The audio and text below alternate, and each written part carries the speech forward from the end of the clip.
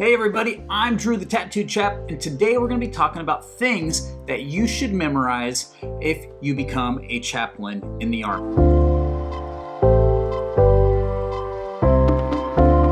Today we're going to be talking about things that you should memorize if you become a chaplain in the Army. Now, if you see behind me, I am in downtown Seattle at a Strong Bonds event, and I found some free time, so I thought I'd do another video. And this video is based off a question that somebody asked me. So I think there's 4 things that you should memorize, and maybe one extra thing I'm going to throw at you that I think you should at least be really familiar with if you're going to become a chaplain in the Army. And I recommend even learning these and memorizing these before you even go to Chabolik, the chaplain training. So what is the first thing? The first thing I think that you should memorize, and really every soldier should memorize, is what we call the phonetic alphabet. It is where every letter within the alphabet actually has its own name. And the reason why we learn the phonetic alphabet is because when we're talking on the radio, half of our letters, in the English language end with an E sound. C, D, E, F, G. And like when the radio is kind of muffled, you can't really distinguish between a G and a C sometimes, So if we're given a grid coordinate or we're trying to make sure someone really understands what we're saying, oftentimes we'll use the phonetic alphabet. So instead of saying G or C, we'll say Charlie or golf. And when you hear golf, then you automatically know that that person is talking about the letter G. And every grid coordinate that we use in the Army actually uses the phonetic alphabet. Our radio designations half the time in the military uses one of those phonetic alphabet letters. And there's so many other uses, and it's really easy to remember. They're pretty quick to memorize, and it will save you a lot of time and will make you actually look like you know what you're talking about if you already know that stuff before you get to Chabolik. Now, number 2 is the soldier's creed, and this is a creed that every soldier memorizes. Well, almost every soldier. They didn't make us memorize it when we went to Chabolik, my class anyways. They might have changed that, but I learned it when I was an enlisted soldier. And this is something that soldiers memorize, and it tells you kind of the identity of soldiers. And the reason why I think it's important to memorize it is because this is kind of like the core identity that all the other soldiers that you're going to be serving have kind of embraced, or kind of what they've memorized and brought into themselves. And so I think it's really important that you know what it is. And then if you're in a formation that is saying the soldier's creed, then you can say the creed along with them, and you won't look like the only person that doesn't know the creed.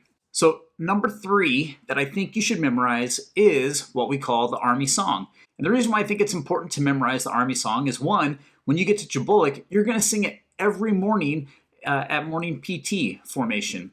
And when you get to your regular unit, we sing the Army song anytime there's some kind of ceremony and we have, the pomp and circumstance. The Army song is one of those ones that you're going to need to know. So you might as well start learning it now. It's kind of fun, and it kind of, pays homage to our past and our history. And so it's kind of a cool song. Might as well learn it and learn the lyrics. So anyways, you should learn the Army song.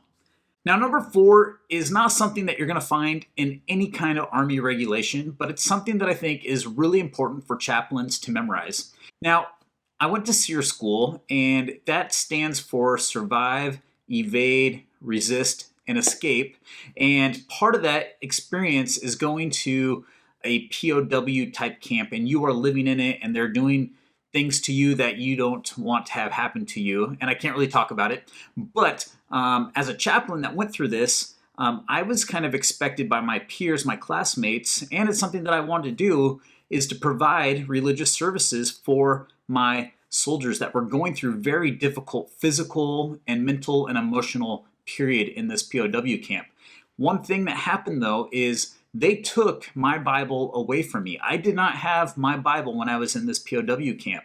And so I was limited in what kind of services I could offer my soldiers, what kind of encouragement I could offer my soldiers. And since I didn't have a whole lot of liturgy memorized, I could do very basic sermons and very basic services. And that experience changed the way that I looked at services and liturgy and scripture. And since then, I've memorized a whole lot, because if I'm ever in that situation again, whether it's a POW camp or I'm just out in the field and someone says, "Hey, chaplain, do you want to lead a service?" and maybe I don't have my Bible or something with me, or, God forbid, we actually go to war and we get captured and we're in a POW camp, I want to, as a chaplain, be able to provide religious support and provide a meaningful religious experience with the limited resources I have. So if I don't have it up here, then I probably won't be able to have it if I'm in a POW camp. So I highly recommend memorizing a basic liturgy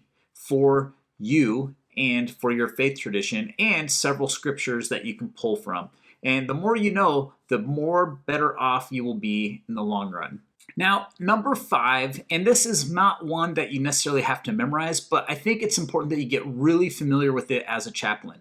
And it is AR 165-1, or Army Regulation 165-1. And this is the Army regulation that covers all chaplain activities and the things that we do as chaplains and what's expected of us. Now, there's a few other Army regulations that are out there that are related to chaplaincy, but this regulation will actually reference them, and so you can look them up. And I'll have a link below to this regulation because it's open access, you can find it online. But this kind of gives you the basics of the chaplain corps, how chaplains work, what's expected of them, the different schools that we can go to, and the trainings, the different career path type stuff. Some of this stuff won't pertain to a new chaplain because it's talking about people at a much higher echelon, but it's important for you to even know what they do and what their responsibilities are. So it's important that you get to know the roles and responsibilities of various chaplains, and then just what commanders are expecting of us. And you can find all this in AR 165-1.